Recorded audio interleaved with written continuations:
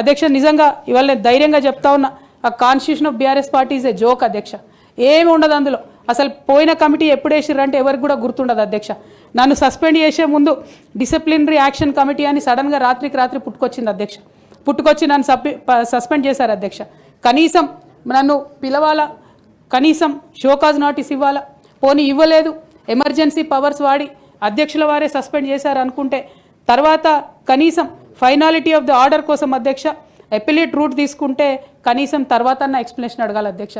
ఎటువంటి పద్ధతి లేదు అధ్యక్ష. ఒక పార్టీ నడిపే పద్ధతి డెఫినెట్గా ఇది కాదు అధ్యక్ష. అవసరం అనుకుంటే నేను లీగల్గా ఛాలెంజ్ చేయొచ్చు, కానీ నేను ఛాలెంజ్ చేయను అధ్యక్ష.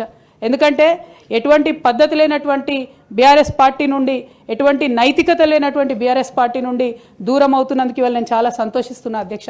నా కుటుంబం, నా పార్టీ, నా రక్తం, నా చెమట, నేను 20 సంవత్సరాలు తెలంగాణ ఉద్యమం కోసం నేను పడ్డటువంటి శ్రమ, నేను చేసినటువంటి కష్టం గుర్తించకుండా ఒక చిన్న ఉరిదీసేవాడిని కూడా అడుగుతారు అధ్యక్ష. ఈ దేశంలో అంత మంచి దేశం మనది, అయినా కూడా సస్పెండ్ చేశారంటే చాలా సంతోషిస్తున్నా అధ్యక్ష. ఇవాళ నేను వేరే ఏం లేదు.